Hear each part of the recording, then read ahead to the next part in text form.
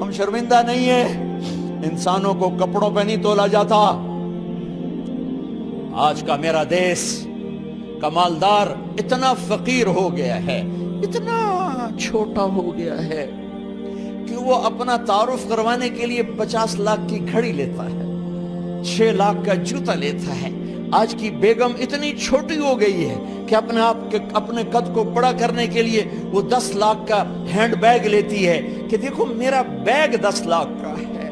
ارے میری بہن، تو 10 ٹکے کی بھی نہیں رہی اگر تو نے بیگ سے اپنے آپ کو بڑا بنایا۔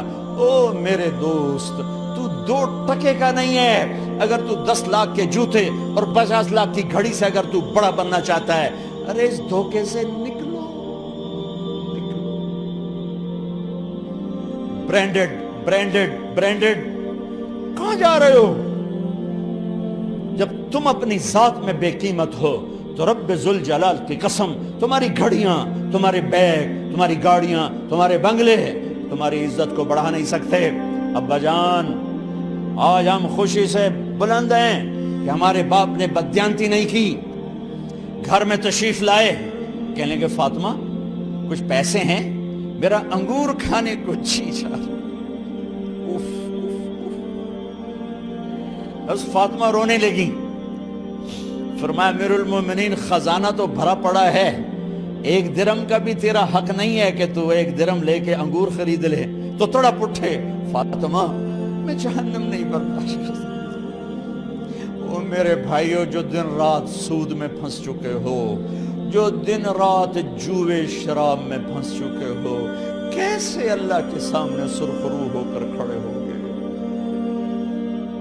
ایک رات گھر میں تشریف لائے، بچیاں، بیٹیاں،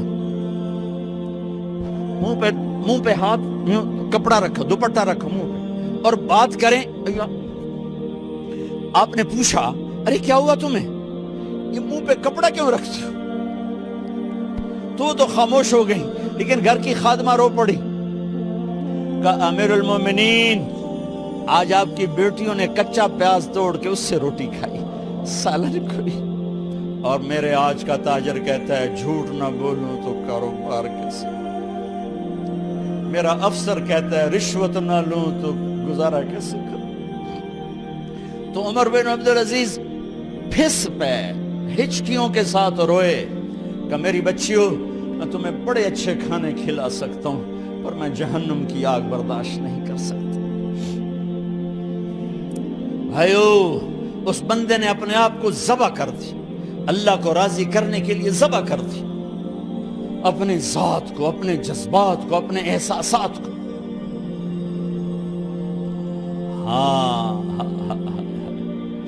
اب اللہ نے صلہ کیا دیا؟ جب انتقال ہوا، ہونے لگا تو بلایا رجا کو، جو میں بات پہلے چھوڑ کے ادھر ان کی تھوڑی سیرت بتائی کہ رجا اب میں مرنے لگا ہوں۔ عبد الملک کالا ہو گیا تھا، ولید کالا ہو گیا تھا، سلیمان کالا ہو گیا تھا۔ یہ کیوں کالے ہوئے تھے؟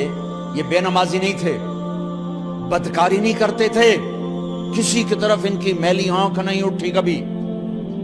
یہ ظالم تھے، ظالم ظالم، انسانوں کا خون پیا، مال میں خیانت کی، اس پر اللہ نے چہرے پھیر دیے۔ آج عمر بن عبدالعزیز جا رہا ہے کہ دیکھو میں جا رہا ہوں، مجھے دیکھو میرے ساتھ کیا ہوتا ہے۔ ان کا انتقال ہوا، ان کی میت قبر کے کنارے رکھی گئی، اور اب نیچے اتارنا ہے۔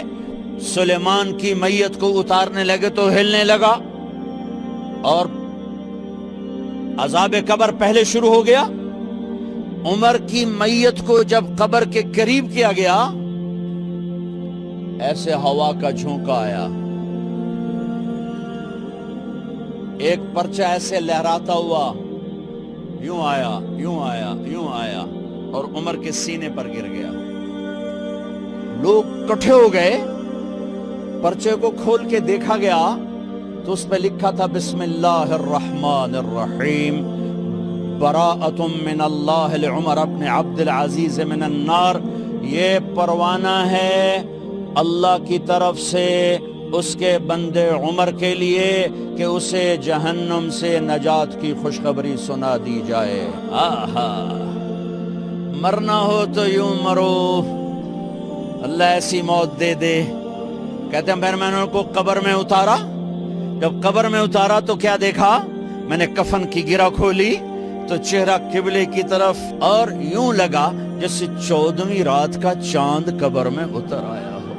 اور آخری بات کرتا ہوں، میرے بھائیوں بہنوں، اپنے اللہ سے صلح کر